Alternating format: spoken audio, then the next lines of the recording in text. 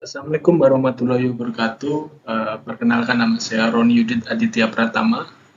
Di sini saya akan memaparkan atau berbagi ilmu bagaimana cara penggunaan komposter aerob dalam proses pengomposan sampah organik.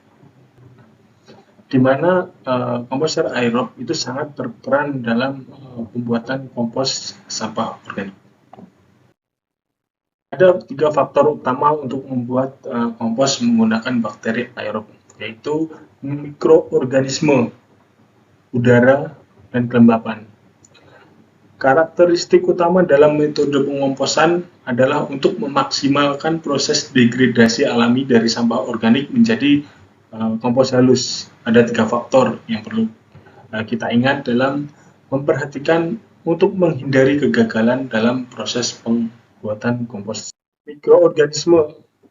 Berbagai jenis mikroorganisme fermentasi diperlukan untuk menyelesaikan proses dekomposisi, terutama jika sampah organik terdiri dari berbagai jenis bahan seperti sampah dapur, sampah pasar, sampah kebun, dan sampah organik dari industri.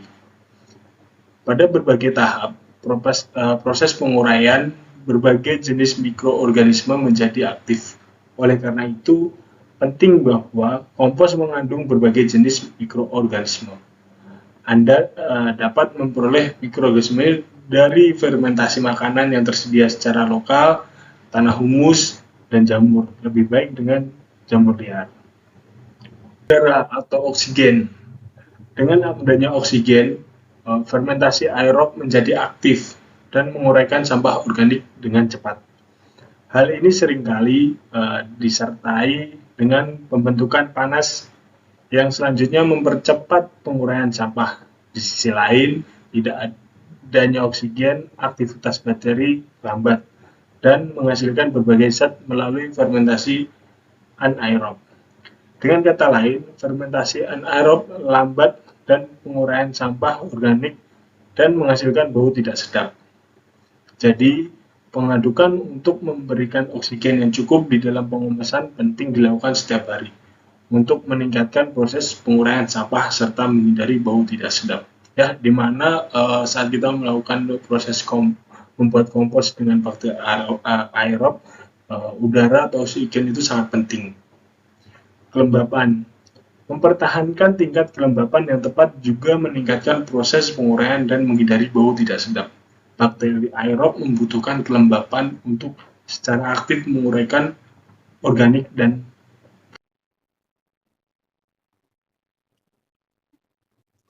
tahukah kamu siapa yang berjasa mengolah sampah organik yang kita buang di alam? Kalau sampah organik yang kita buang tanpa diolah, kira-kira apa yang terjadi ya?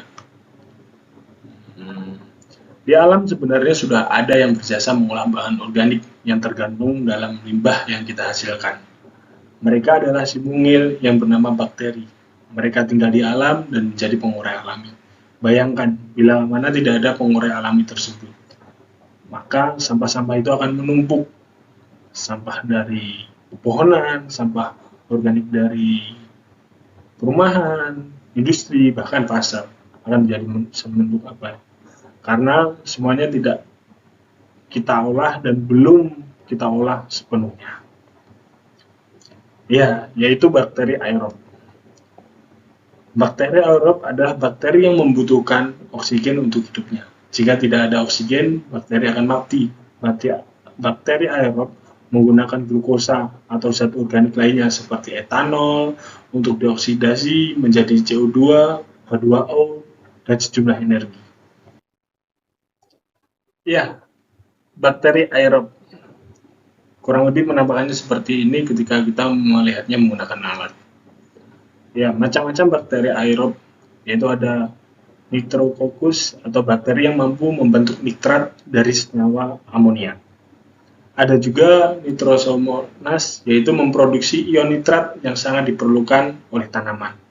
Ada juga Nitrobacter, yaitu mengubah nitrit menjadi nitrat. Ada Bacillus, membentuk enzim di dalam obat-obatan medis. Ada juga Mycobacterium tuberculosis, ada juga Nocardia, ya, Pseudomonas aeruginosa, ada Staphylococcus, yaitu menghasilkan enzim katalase untuk mengubah hidrogen peroksida menjadi air dan oksigen. Ya, kurang lebih penampilan seperti dapat dilihat, ya, bakteri aerob.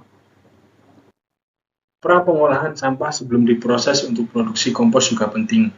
Jika kompos terkontaminasi dengan bahan asing seperti plastik, kualitasnya akan buruk. Karena itu sangat penting bagi mereka yang membuat dan mengelola kompos untuk memeriksa dan menempatkan hanya bahan-bahan mudah terdegradasi sejauh mungkin. Ya.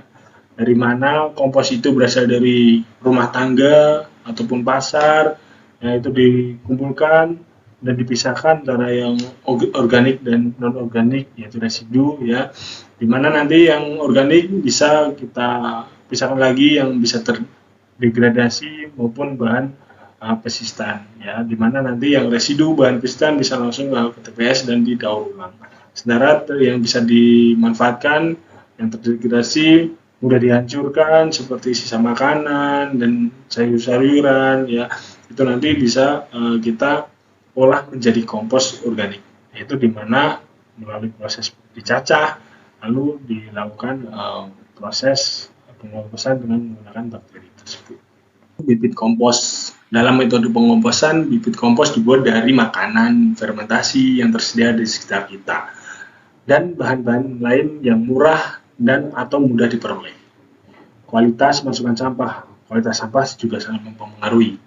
Rasio karbon terhadap nitrogen yang tepat dalam kompos adalah parameter penting untuk meningkatkan pertumbuhan tanaman. Hal ini sulit diukur dan dikendalikan, namun dari survei dan pengalaman sebelumnya, kompos yang dihasilkan dari limbah makanan atau dari sampah rumah tangga, sampah pasar, dan sampah halaman atau kebun terbukti memenuhi keseimbangan rasio karbon terhadap nitrogen yang baik. Sampah rumah tangga, sampah pasar itu seringkali banyak, ya, karena banyaknya rumah tangga zaman sekarang, mungkin sampah-sampah pasar untuk memenuhi kebutuhan, di mana banyak menghasilkan sampah organik maupun non organik yang notabene bisa kita manfaatkan, ya, yang mungkin non organik atau bisa didaur ulang dan organik bisa dijadikan seperti kompos dan sebagainya. Sampah taman, di mana itu juga pasti akan menghasilkan sampah organik, daun-daun dan sebagainya. Sampah taman membutuhkan lebih banyak waktu untuk dikomposisi. Campuran limbah makanan dan limbah kebun juga baik. Hindari konsentrasi bahan yang sama terlalu tinggi. Konsentrasi buah asam yang tinggi akan meningkatkan keasaman dan menghambat penguraian. Di mana buah-buah itu sebenarnya baik, tapi hindari buah-buah yang asam karena akan menghambat pertumbuhan bakteri pengurai. Pengadukan dan pemindahan kompos. Penting untuk mengaduk kompos setiap hari. Pengadukan akan memberikan oksigen ke mikroorganisme di dalam kompos untuk proses penguraian secara aktif dan membuat kompos tetap homogen. Tanpa pengadukan, oksigen akan kurang di dalam kompos dan pencernaan anaerob akan terjadi, yang akhirnya menciptakan bau tidak sedap. Hal ini juga menghasilkan dekomposisi yang tidak merata, meninggalkan beberapa material yang tidak terurai dan untuk mengurangi waktu dan energi. 4 tindakan: adukan, pindahkan, tambahkan sampah, dan tumpukan dapat dilakukan secara bersamaan. Ya, dengan mengaduk terlebih dahulu dan menjaga limbah tetap segar di bagian inti kompos selama 1 malam juga akan menghindari bau yang tidak sedap. Di mana dalam pembuatan kompos menggunakan bakteri aerob itu sangat penting melakukan pengadukan untuk pembentukan kompos. Ya, seperti yang tadi kita ketahui, faktor utamanya antara lain juga oksigen, di mana oksigen itu sangat diperlukan oleh mikroorganisme di dalam proses pengkomposan, agar proses pengkomposan menjadi lebih baik dan efektif. Penggunaan dan pendistribusian kompos.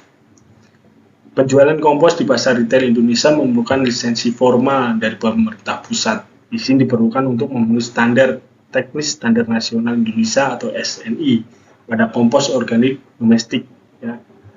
Namun jika untuk dikonsumsi sendiri atau kotak gratis antar produsen dan konsumen tidak memerlukan sertifikat SNI. Cara yang paling hemat biaya untuk menggunakan kompos adalah dimanfaatkan sendiri oleh masyarakat untuk berkebun dan bertani atau oleh dinas tamanan kota untuk menghijaukan taman dan jalan. Penggunaan pupuk komersial untuk pekerjaan umum SKAP dapat digantikan oleh kompos dan pada akhirnya berkontribusi pada penghematan anggaran kota atau APBD. Ya, di mana kita ketahui pupuk itu sangat langka dan jumlahnya terbatas. Bahkan kebutuhan pupuk di tahun 2024 sangat tinggi, ya, dan pupuk sendiri langka. Jadi sebagai masyarakat, pentingnya pengedukasian seperti ini adalah agar kita semua tahu pupuk itu bisa digantikan dengan kompos yang notabene bisa kita buat sendiri dan tidak perlu biaya yang tinggi, ya. Mungkin dengan biaya seadanya atau bahan-bahan seadanya kita sudah bisa membuat kompos dan digunakan sendiri, ya, dengan keperluan atau pertanian yang kita lakukan. Ya, jadi pembuatan kompos organik ini sangat penting, makanya pembelajaran atau penyuluhan terkait pentingnya penggunaan kompos itu sangat penting. Apalagi adanya pelatihan yang menunjang hal tersebut itu sangat penting. Terima kasih. Mungkin itu aja sih yang dapat saya sampaikan. Kurang lebihnya saya minta maaf, ya. Kita akan berjumpa di lain waktu mungkin, ya. Terima kasih.